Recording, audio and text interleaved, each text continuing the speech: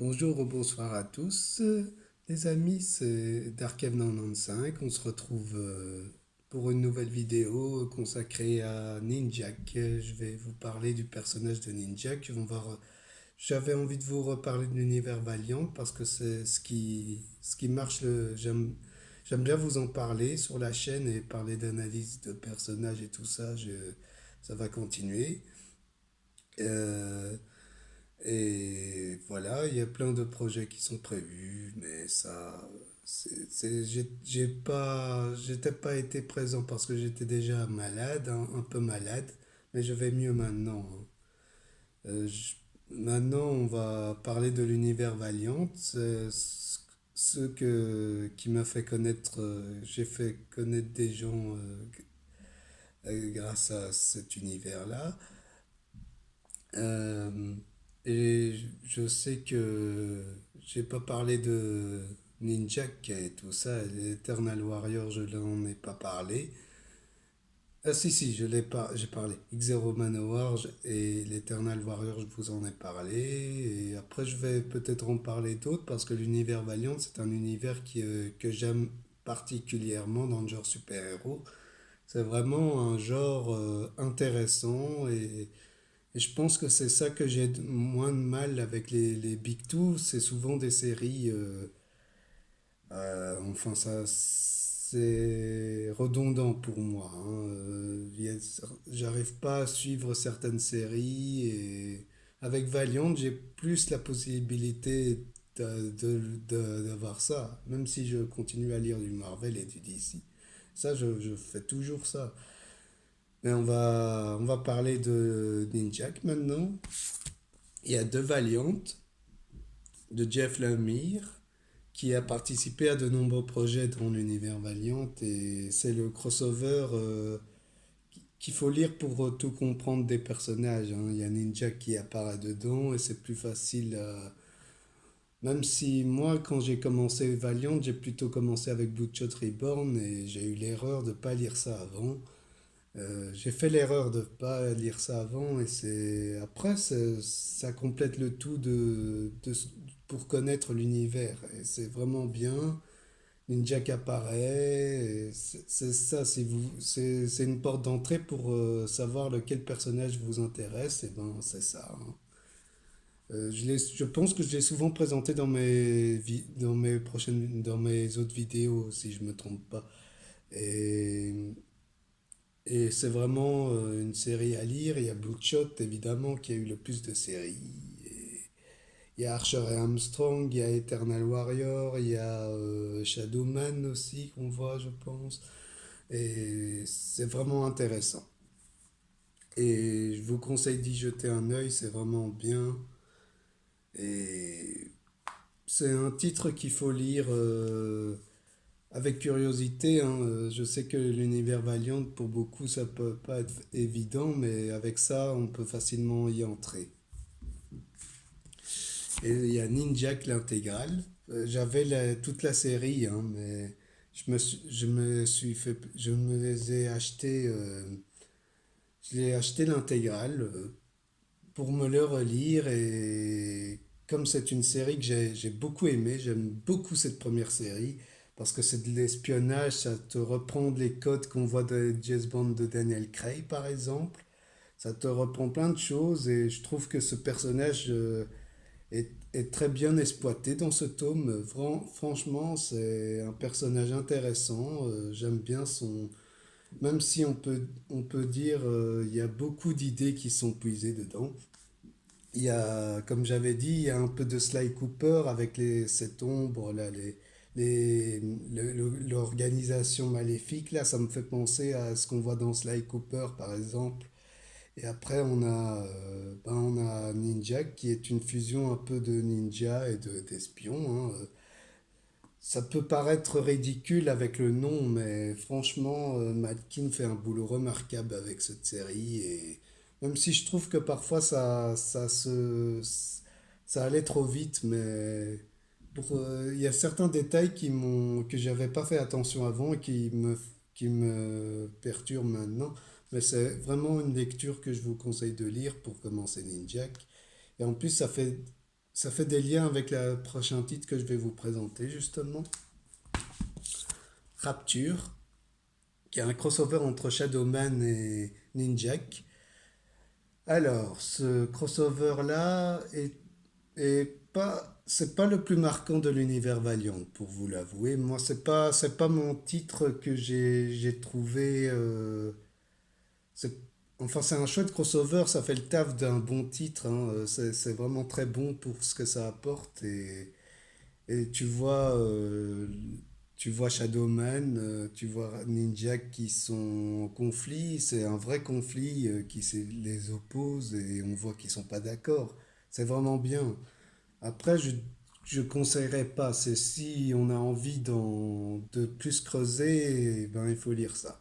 Je conseillerais plus de lire ça à part parce que il faut lire l'intégrale, ça c'est sûr. L'intégrale c'est bon.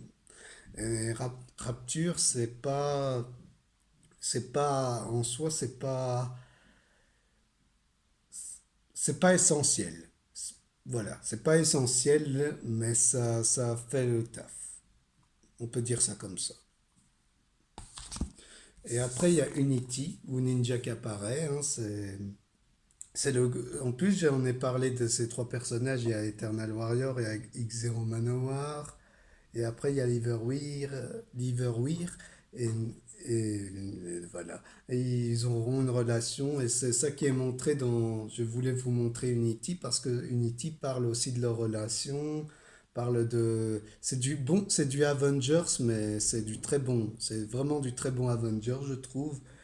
Parce que là, tu sens que l'équipe évolue, t'as pas une sensation que l'équipe est la même à chaque fois.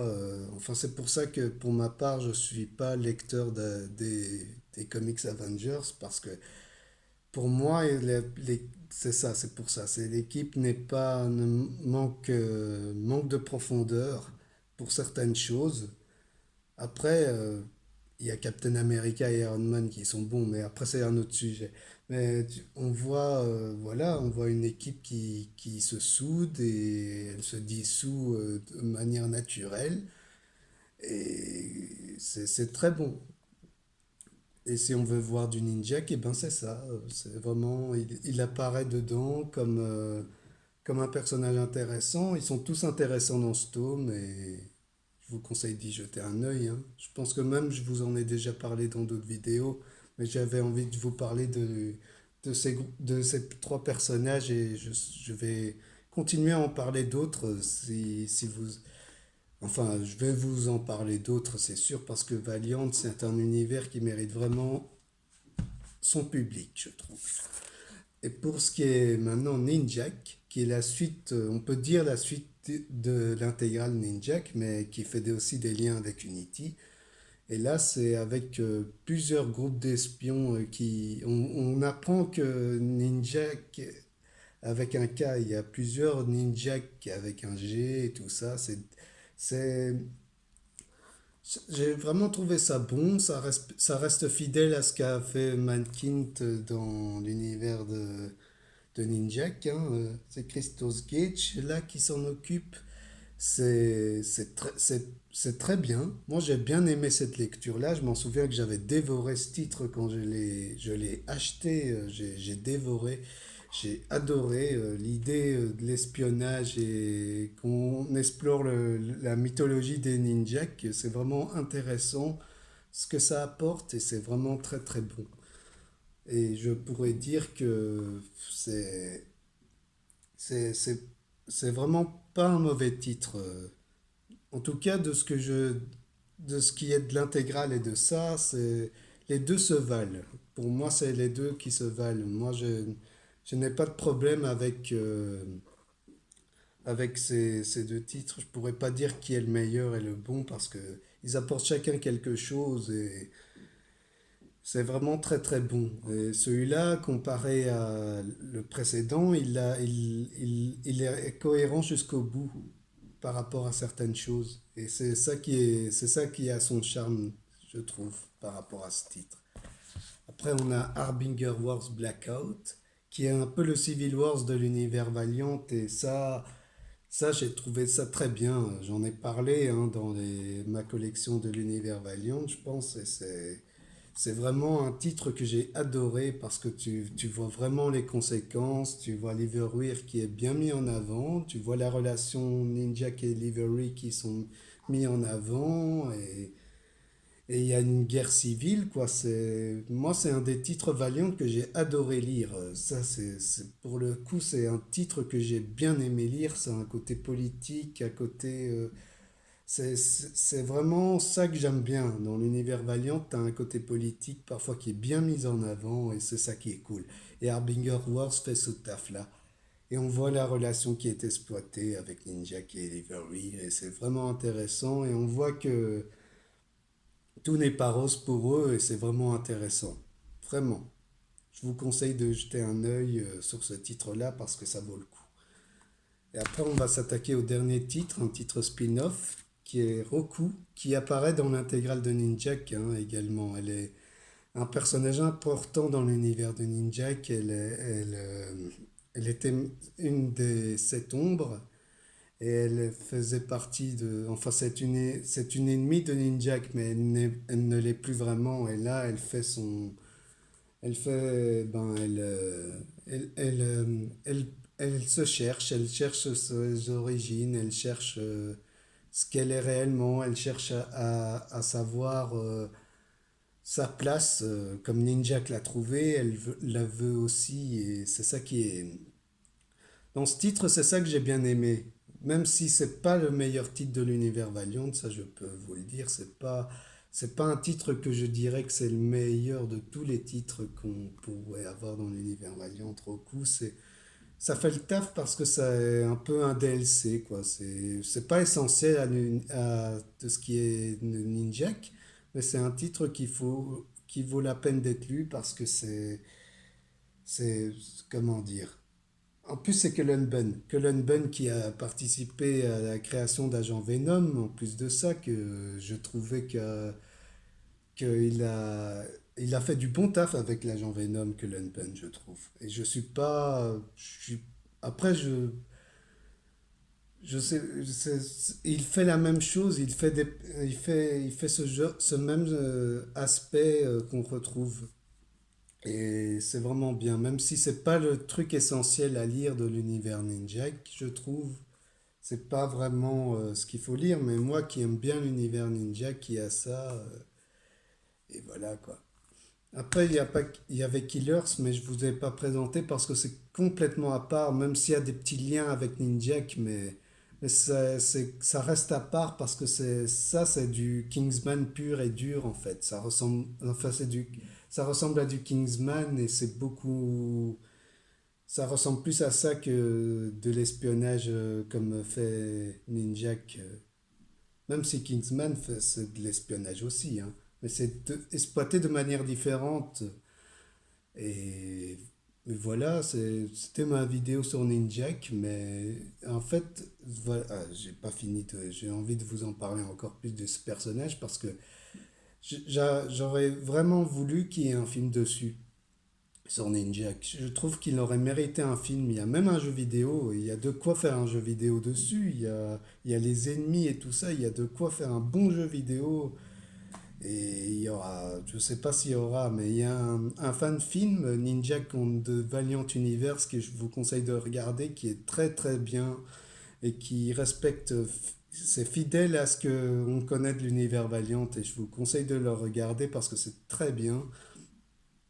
Il y a vraiment des acteurs exceptionnels, euh, c'est vraiment fou.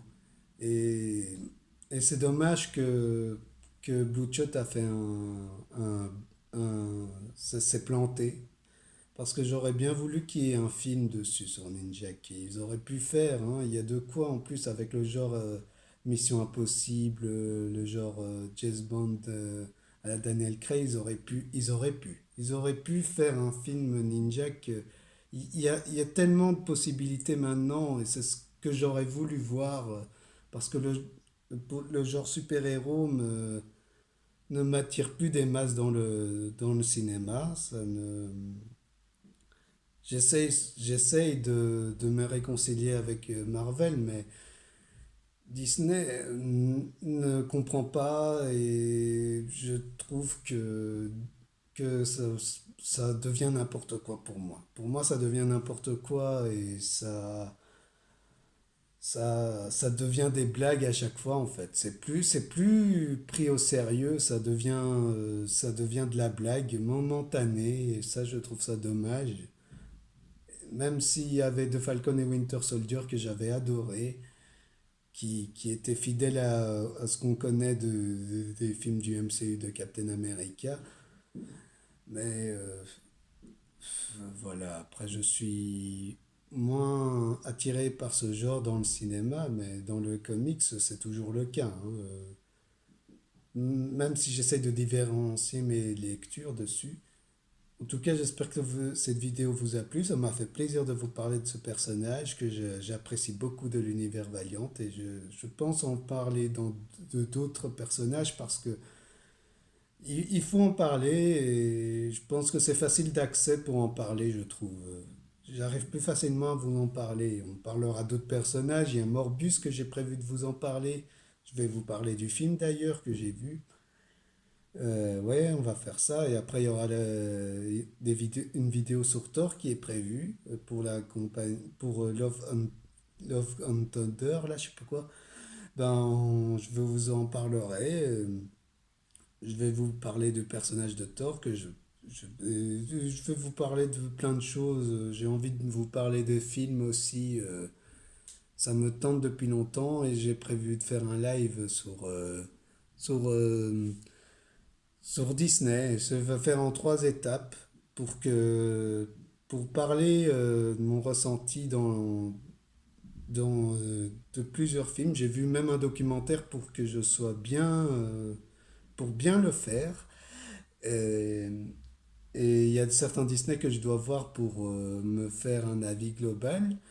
Mais je vais vous parler de comment je suis arrivé à être partagé envers Disney maintenant. C'est ça que mon objectif de ce live, c'est de montrer que pourquoi je suis autant partagé de ce que fait Disney maintenant et tralala. Vous voyez le principe. Et après voilà, j'espère que cette vidéo vous a plu et on se verra bientôt pour de nouvelles vidéos. Ciao!